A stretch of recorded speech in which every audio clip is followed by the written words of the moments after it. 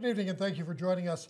There is still plenty of fallout here in Thunder Bay in the wake of yesterday's scathing report into how city police investigated the 2015 death of Stacey DeBungy. Police Chief J.P. Levesque and the Police Services Board still aren't commenting, but the public is responding. We sent our cameras out to hear whether the OIPRD's findings of neglect of duty have changed people's level of confidence in the city police force.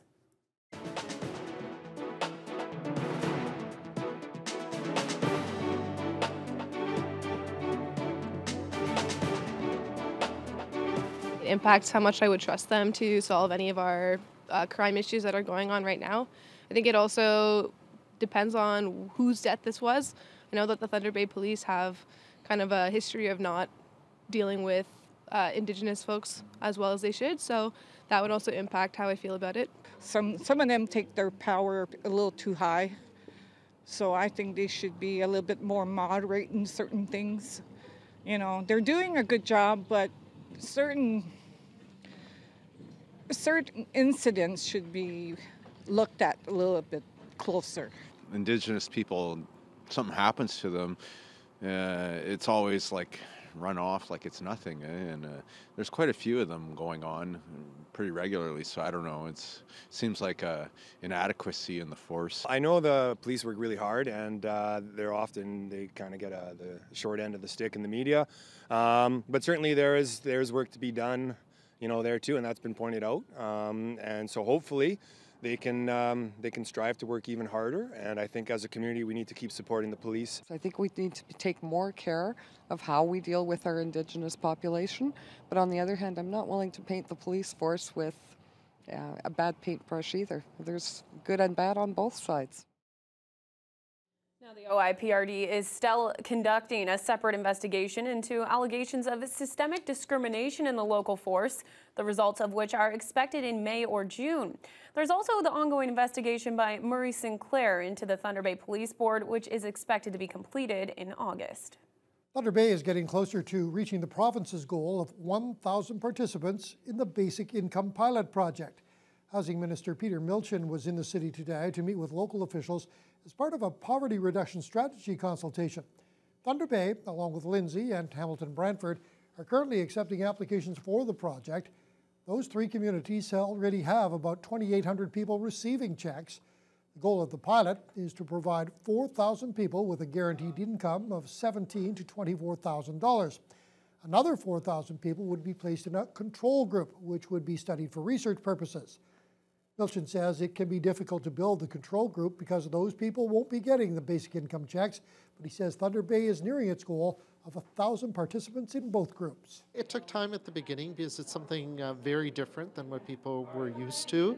It takes time to explain it. That's why we took an approach of sitting down with each individual, explaining it to them, really giving them all the information so they can provide informed consent to join in, and make it clear to them that once in, if for any reason they want to opt out, no harm, no foul, they can opt out and return back to whatever benefits they would have been receiving prior to that.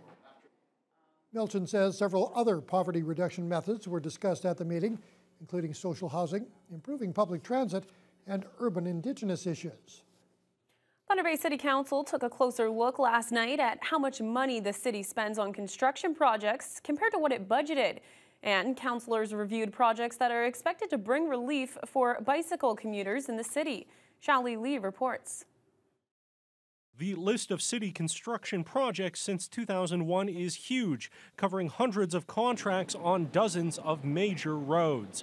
But as staff explain, the memo doesn't cover every detail and nuance of city construction projects between 2001 and 2017. There's often work that is carried forward into the following year if, for whatever reason, the contract is not completed in one season. And that would not necessarily be captured here because the full project at this time has been completed. That includes projects like the High Street retaining wall, which was scheduled for completion in 2017, but ran into unexpected delays and will be completed this year. Staff say the memo is meant to address public concerns about construction projects going over budget. The list shows projects came in $6.4 million under budget in total. But with those shortcomings clear, some councillors say they still want a fuller look at city contracts. It doesn't really identify all the things that really happened with them. So it's fine to get this report, but to me it isn't providing some of the information that we really need to have overall. That item needed no decision from council. Meanwhile, the city was also asked to approve a list of commuter cycling projects to receive provincial funding. The projects list includes several multi-use trails, as well as a bridge over the McIntyre River connecting Vickers and Carrick Streets. But some wanted to see the money spent on other routes. The number one priority for routes along the waterfront, our number one priority for the Waterfront Committee is our multi-purpose trail, 51 kilometers. Staff say the province has already said the waterfront trail doesn't qualify for commuter cyclist funding, but agreed to add the route to the funding list. That item passed unanimously. Xiaoli Li, TBT News. There is a battle brewing between competing companies to build a new power transmission line between Thunder Bay and Wawa. NextBridge was designated by the Ontario Energy Board for the project 5 years ago and is working with area First Nations on a plan for the 450-kilometer power line. However, the $770 million price tag has led Hydro One to put forth its own competing bid at a lower cost. Jonathan Wilson explains. NextBridge won the right to build the east-west tie power line and says it's ready to begin construction in the fall of this year. But Hydro One now says it's developing its own alternate bid called the Lake Superior Link. It would use Hydro One's existing corridor through Puckasaw National Park, which the company says makes it cheaper to build and maintain. We're able to come in at roughly $100 million cheaper than what the other incumbent is suggesting. And that also, in addition to that, gives us about a $3 million per year annuity and operating costs. Hydro One Vice President Ferio Pugliese says the utility put forward the proposal after the Independent Electricity System Operator was asked to look at alternatives by the Ontario Energy Minister. That happened after the price of the NextBridge bid nearly doubled in 4 years due to rising construction costs.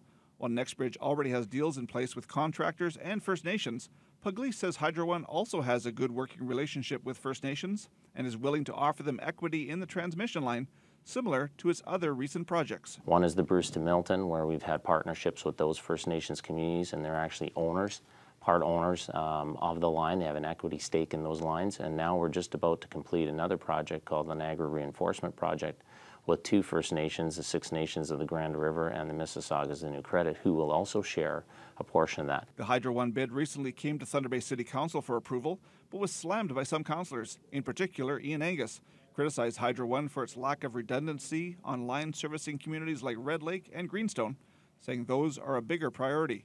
But Hydro One says its reliability record is excellent. Our reliability is top quartile, right? So it's one of the best reliability measures in North America. We're exceptional on that, and there's no reason why we wouldn't see this following through that. Pugliese says he expects the OEB to make a decision on which bid should go forward by the fall.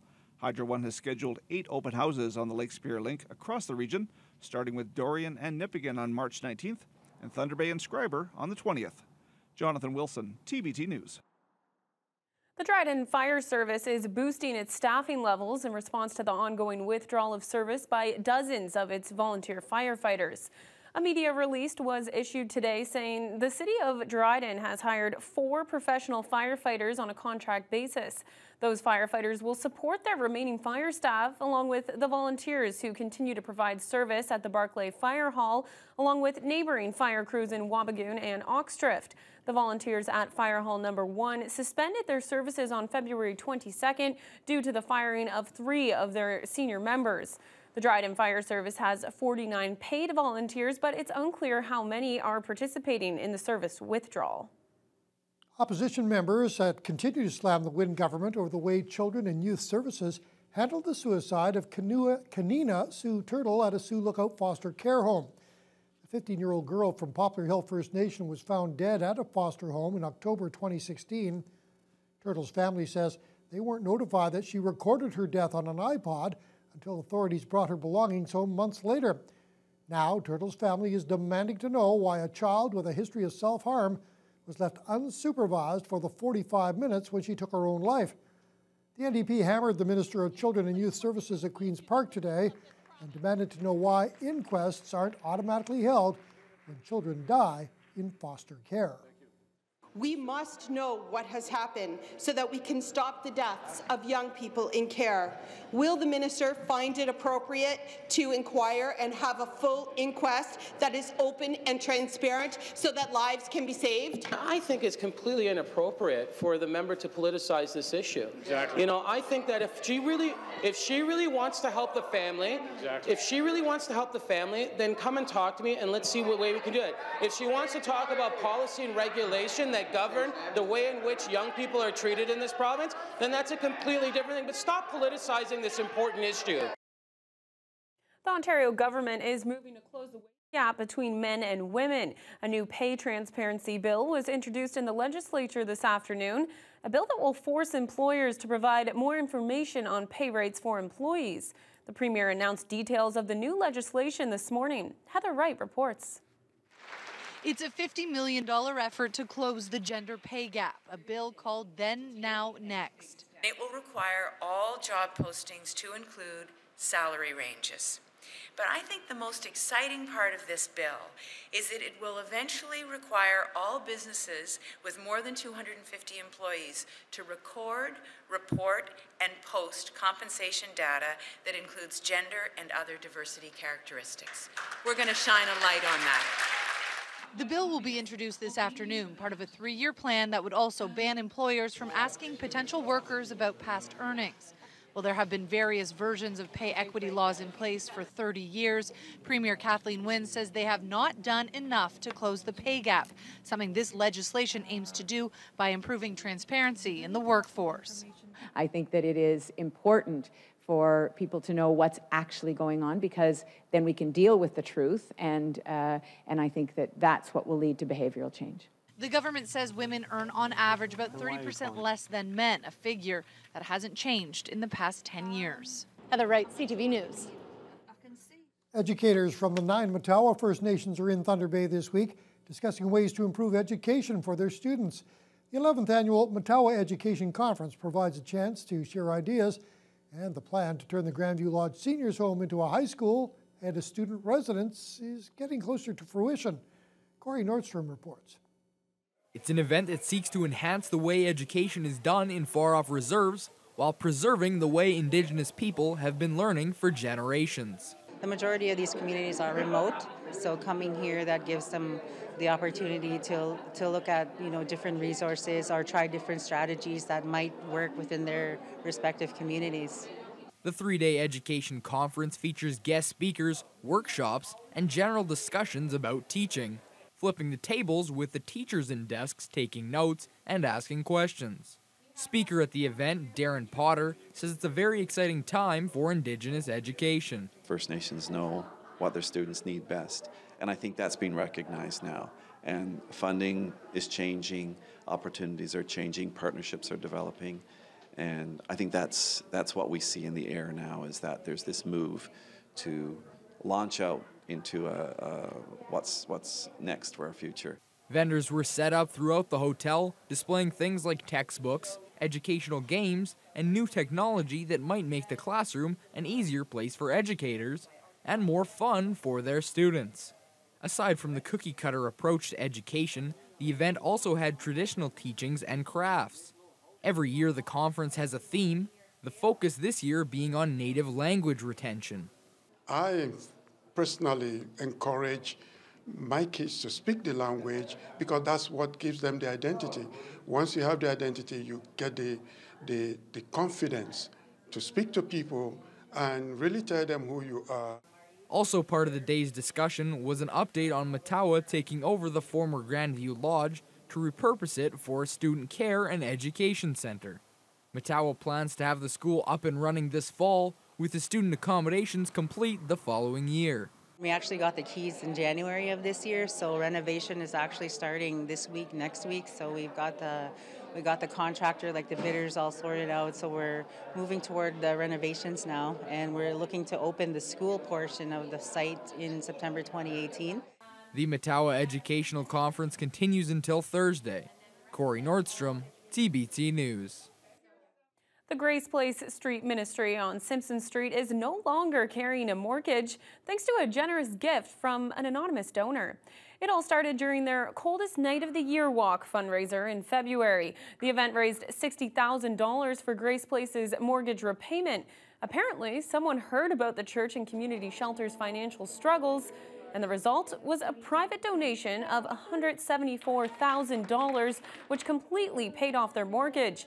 The big donation was facilitated by the Thunder Bay Community Foundation. Grace Place pastor Gary Maximchuk says he was in tears when he heard about the donation and knows it will help them offer better services to the less fortunate. It's certainly going to help our everyday programming, because all of a sudden we have our monthly mortgage payment freed up to for our meal programs and for other operating expenses during the week, and it also frees up that $60,000 worth of walk money that we made, and we're planning on doing some extensive renovations to our flooring and that in our dining area. Maximchuk says it would have taken at least 2 more Coldest Night of the Year walks to repay their mortgage. Grace Place also hopes to receive more government funding for their Out of the Cold program, where they house over 10 people overnight. As mentioned, that was an anonymous donation. We don't know who's responsible, but to whoever or the group that's responsible, a big thank you from the entire community. Well, Fiona, as we switch over to weather now, you can correct me if I'm wrong, but I think I